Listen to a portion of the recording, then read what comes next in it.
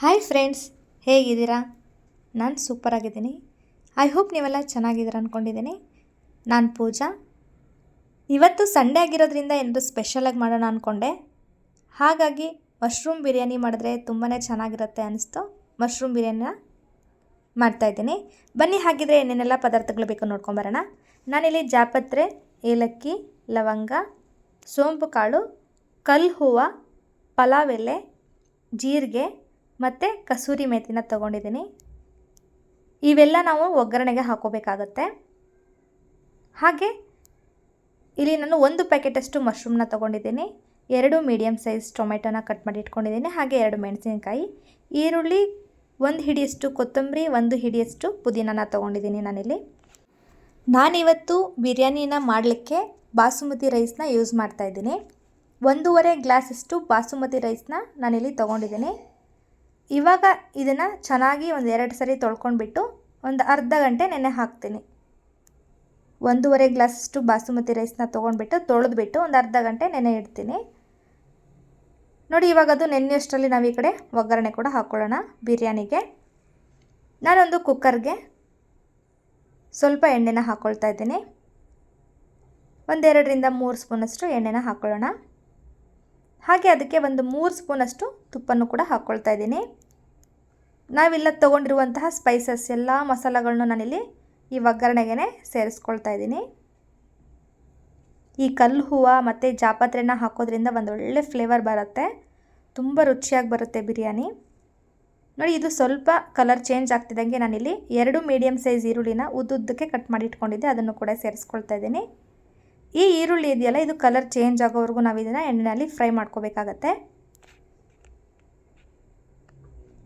ನೋಡಿ, ಇಷ್ಟು colour change ಆದರೆ ಸಾಕು. ನಾನಿಲ್ಲಿ 1 ಹಿಡಿಯಷ್ಟು ಪುದೀನ ಹಾಗೆ 1 ಹಿಡಿಯಷ್ಟು ಕೊತ್ತಂಬರಿ ಸೊಪ್ಪನ್ನ ತೊಗೊಂಡಿದ್ದೆ, ಅದನ್ನು ಕೂಡ ಸೇರಿಸ್ಕೊಳ್ತಾ ಇದ್ದೀನಿ. ಇವಾಗ ಇದನ್ನೆಲ್ಲನೂ ಚೆನ್ನಾಗಿ ಬಾಡಿಸ್ಕೊಳ್ಳೋಣ.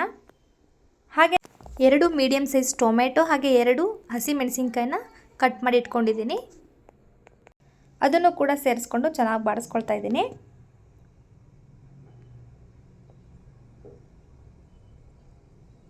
ಇವಾಗ ನಾನಿಲ್ಲಿ 1.5 ಚಮಚದಷ್ಟು ಶುಂಠಿ ಬೆಳ್ಳುಳ್ಳಿ ಪೇಸ್ಟ್ನು ಕೂಡ ಹಾಕ್ಕೊಳ್ತಾ ಇದ್ದೀನಿ. ಇದ್ರ ಬದಲಾಗಿ ನೀವು ಶುಂಠಿ ಬೆಳ್ಳುಳ್ಳಿನ ಜಜ್ಜಿಬಿಟ್ಟು ಕೂಡ ಹಾಕ್ಕೋಬೋದು. ನೋಡಿ, ಇವಾಗ ಚೆನ್ನಾಗಿ ಫ್ರೈ ಮಾಡ್ಕೊಳ್ತಾ ಇದ್ದೀನಿ. ಶುಂಠಿ ಬೆಳ್ಳುಳ್ಳಿ ಪೇಸ್ಟು, ಈರುಳ್ಳಿ, ಟೊಮೆಟೊ ಮತ್ತು ಮೆಣಸಿನ್ಕಾಯಿ ಎಲ್ಲ ಸ್ಪೈಸಸ್ಸನ್ನು ಚೆನ್ನಾಗಿ ಫ್ರೈ ಆಗಬೇಕು. ಇವಾಗ ನಾನಿಲ್ಲಿ ಒಂದು ಅರ್ಧ ಬೌಲಷ್ಟು ಮೊಸರನ್ನು ಕೂಡ ಹಾಕ್ಕೊಳ್ತಾ ಇದ್ದೀನಿ. ಈ ಮೊಸರು ಹಾಕೋದ್ರಿಂದ ತುಂಬ ಒಳ್ಳೆ ಟೇಸ್ಟ್ ಬರುತ್ತೆ, ಹಾಗಾಗಿ ಮೊಸರನ್ನು ಸ್ಕಿಪ್ ಮಾಡ್ಕೋಬೇಡಿ.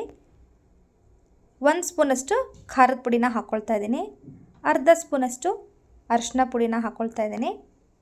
ಇವಾಗ ಚೆನ್ನಾಗಿ ಮತ್ತೆ ಮಿಕ್ಸ್ ಮಾಡ್ಕೊಳ್ಳೋಣ. ಜೊತೆಗೆ ಸ್ವಲ್ಪ ಉಪ್ಪನ್ನು ಕೂಡ ಹಾಕ್ಕೊಂಡ್ಬಿಟ್ಟು ಮಿಕ್ಸ್ ಮಾಡ್ಕೊಳ್ಳೋಣ. ಇವಾಗಿದು ಚೆನ್ನಾಗಿ ಮಿಕ್ಸ್ ಆದಮೇಲೆ ನಾವು ತೊಗೊಂಡಿರುವಂತಹ ಮಶ್ರೂಮ್, ನಾನಿಲ್ಲಿ 1 ಮಶ್ರೂಮಲ್ಲಿ ದೊಡ್ಡ ಮಶ್ರೂಮ್ ಇತ್ತು ಅಂದರೆ 3 ಪೀಸಾಗಿ ಮಾಡ್ಕೊಂಡಿದ್ದೀನಿ.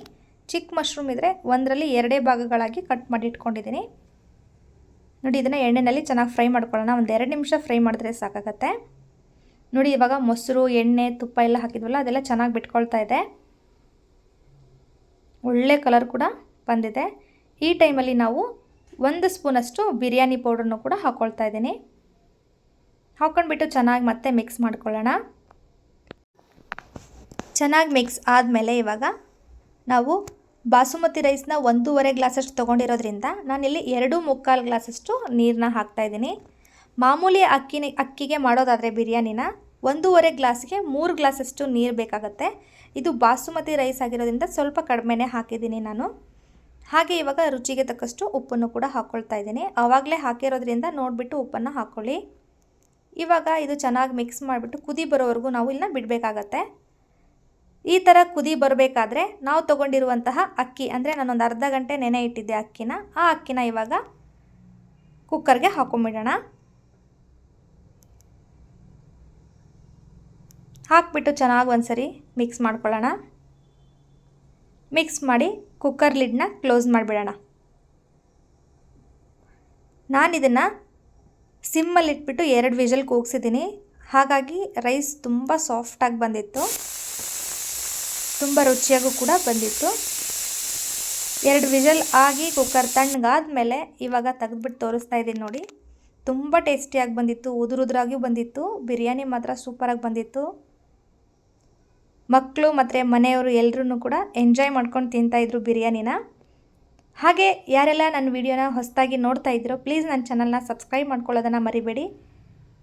ಈ ವಿಡಿಯೋ ಇಷ್ಟ ಆಗಿದ್ದರೆ ಫ್ಯಾಮಿಲಿ ಮತ್ತು ಫ್ರೆಂಡ್ಸ್ ಜೊತೆ ಶೇರ್ ಮಾಡ್ಕೊಳ್ಳಿ. ನೋಡಿ, ಇವಾಗ ಉದುರಾಗಿ ರೆಡಿಯಾಗಿರುವಂತಹ ಬಿರಿಯಾನಿನ ಬೌಲ್ಗೆ ಸರ್ವ್ ಮಾಡ್ತಾಯಿದ್ದೀನಿ.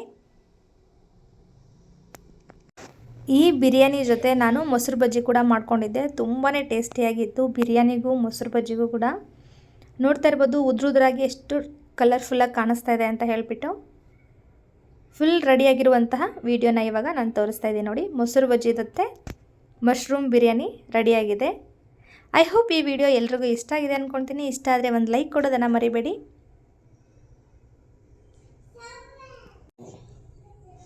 ಮತ್ತೊಂದು ವಿಡಿಯೋದೊಂದಿಗೆ ಮತ್ತೆ ಸಿಗ್ತೇನೆ. ಅಲ್ಲಿವರೆಗೂ ಟೇಕ್ ಕೇರ್, ಬಾಯ್.